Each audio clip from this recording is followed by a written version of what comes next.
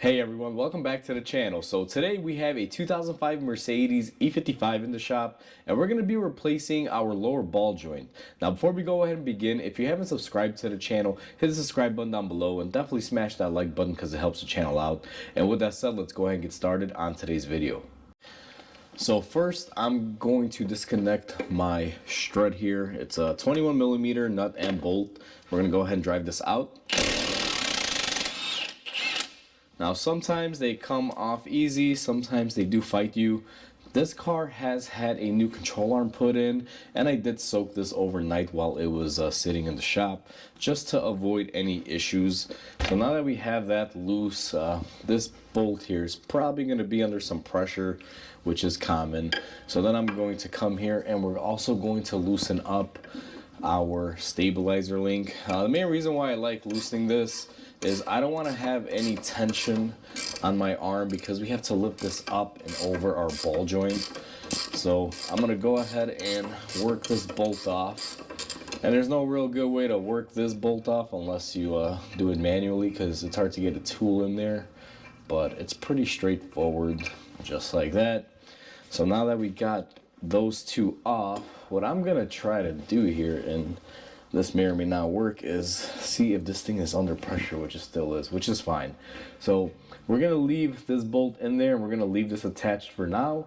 What I'm going to do is lower my vehicle a little bit and we're going to start loosening the bolt on our ball joint. So I got the camera readjusted. This is the nut that we're after, and you're supposed to use a wrench. However, I find it very tedious. So what I do is I have my swivel with a 22 millimeter nano socket and an extension. I'm gonna go ahead and just place it on here. I'm a little bit under the weather today. I'm not feeling too great, so I'm not trying to do a lot of manual stuff. So let's see if this works.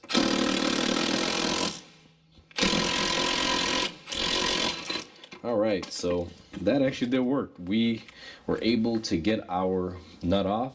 So now that we got that off, let's go ahead and lift the car and get our control arm bolts out and loosen from our ball joint and separate everything. So now we have to remove our bolt that holds our strut into place and our stabilizer link. I'm just going to use a pry bar to see if I can get the link off. Sometimes they won't fight, and this one is the same way. Kind of anticipated it wouldn't fight me. Now when it comes to this one, this is gonna be a little bit of a headache, to say the least. Now this car has a air suspension setup, and sometimes when the shock is filled up with air, it can be a little difficult. So I'm gonna use a punch and a hammer. I'm gonna try to get it centered on here and see if we can drive this out. And it looks like it will be coming out here. She's not fighting me horribly, so it just depends on what you get, I guess. So let's see here.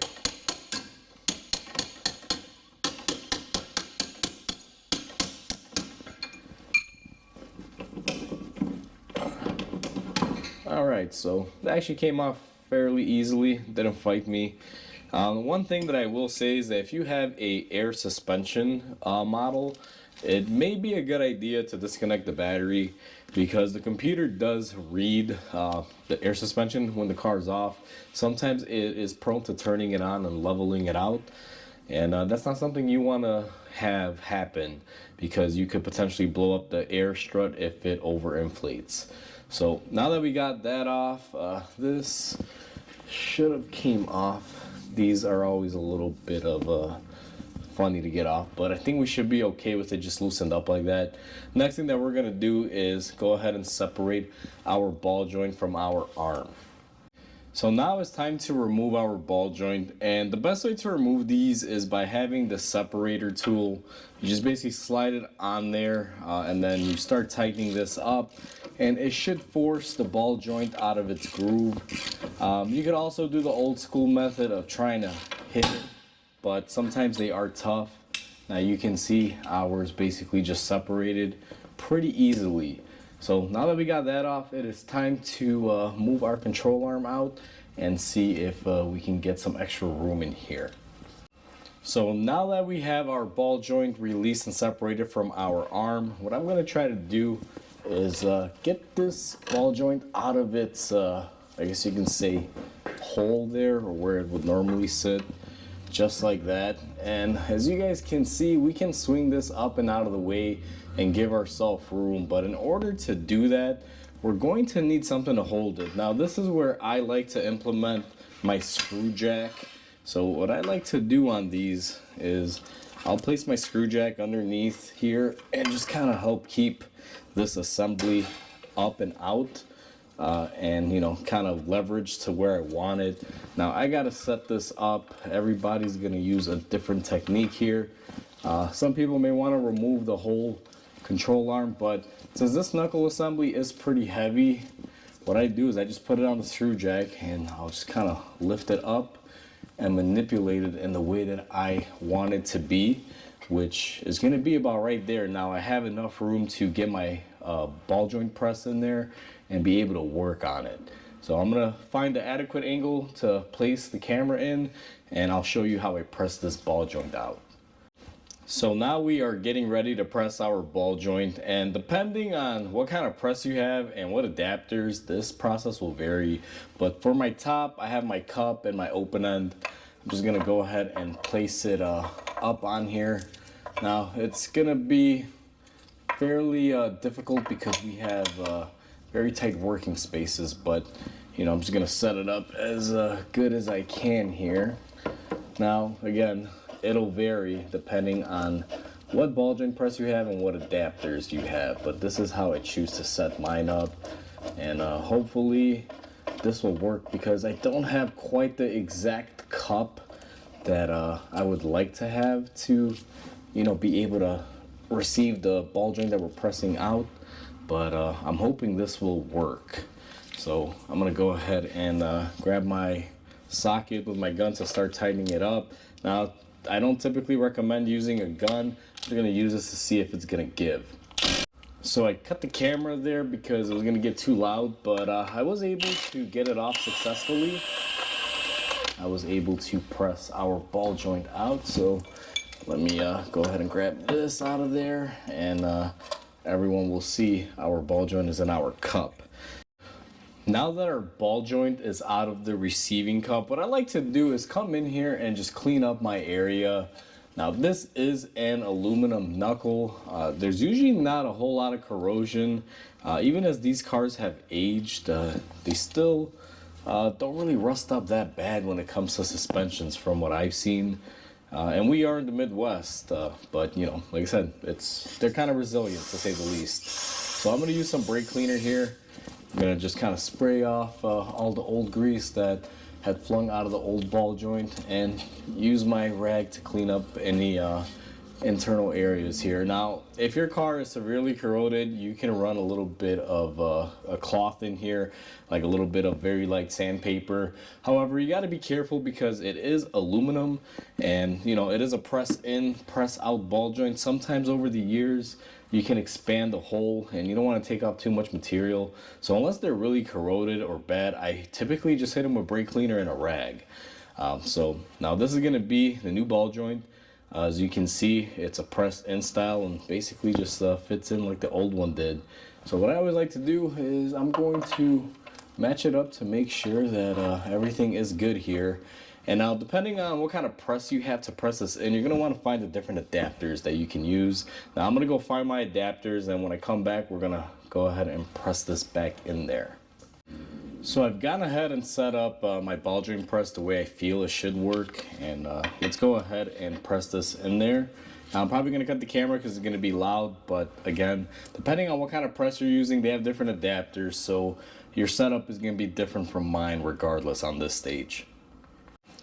So now that we have our ball joint pressed in, again, when it comes down to pressing it, I can't really show everyone my exact process with my press because different presses have different adapters. But what I'm going to do next is we're going to go ahead and lower our supporting jack here. And then what we're going to do, and you got to be careful when you're doing this because you definitely don't want to damage the new ball joint. But we're gonna basically try to get it back into the lower control arm here. So we got our ball joint closely lined up, and just like that she should go in.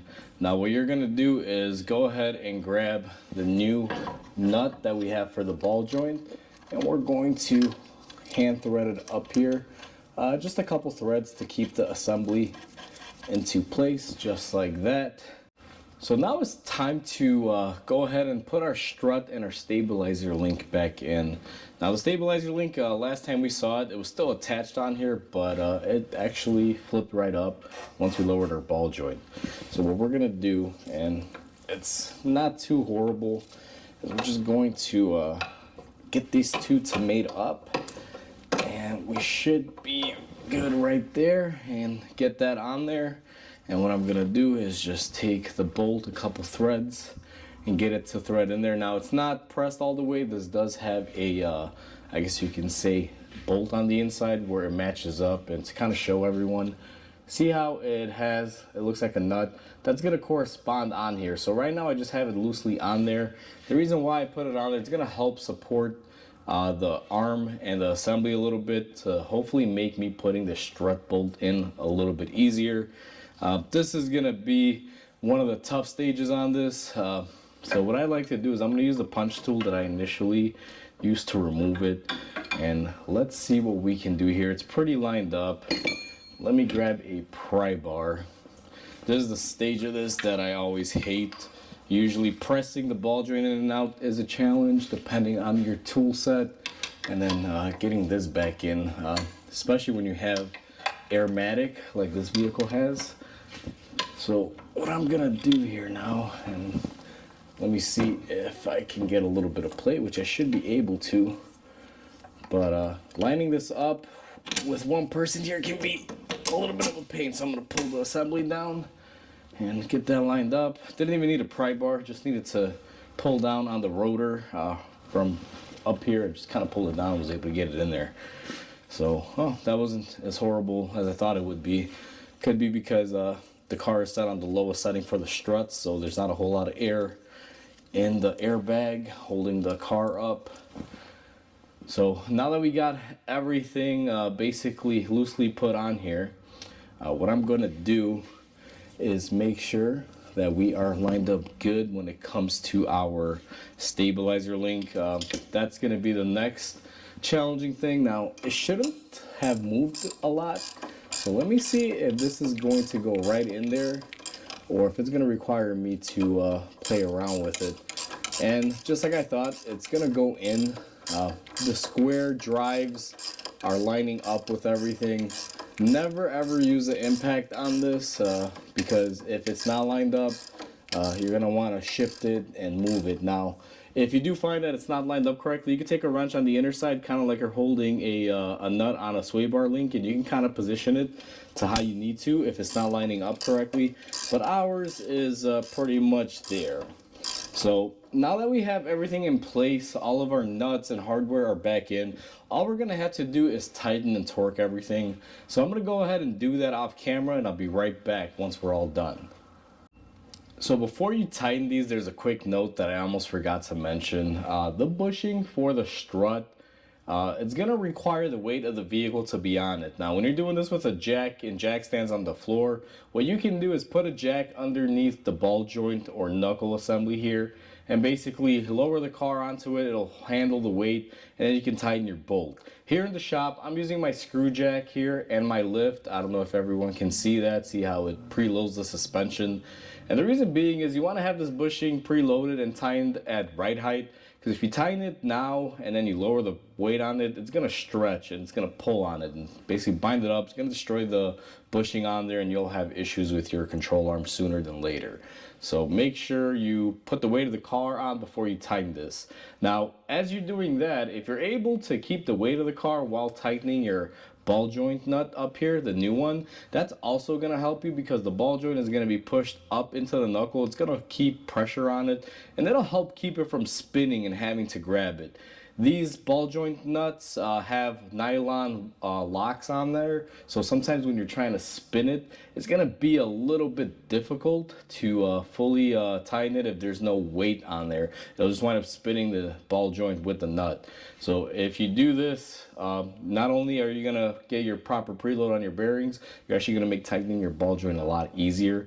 Just a little tip, something that I've discovered. Now I'm doing everything on the lift, so I'm going to be using my lift in conjunction with my screw jack here, and we're going to get the proper right height on there and get everything set. But you could do this easily in your garage with a jack and jack stands. Like I said, put a jack underneath here or a jack stand, lower the car onto it, make sure it's secure, and then go ahead and tighten up your bolts. As far as your stabilizer link bolt here, that doesn't matter. You can tighten that whether the car is loaded up on the suspension or not. It's not anything that has a bushing, it's just a joint, so that'll swivel and move. No pressure is really on it or on a bushing. So just want to give everyone a heads up. When you're tightening it, make sure you're preloading your suspension. So we are all set and done. That is how you replace a ball joint on this Mercedes. Now, this setup for the ball joint press is going to slightly be different, mine's versus yours. It probably depends on what tools you have. That's why I didn't really focus too much on it, because the cups and the drivers that I have may not correspond with your ball joint press. I have multiple sets in the shop of different various ones, and they're all uniquely different in their configuration. So for that, you're going to have to make it work with what you have or with what your tool provides. And if you don't have a ball joint press, most auto shop part stores will rent one out to you if you need to do this. So overall, it's pretty straightforward. I hope everyone enjoyed this video. Please comment, like, and subscribe because it definitely helps the channel grow. I hope everyone has a wonderful day, and I'll catch you on the next video.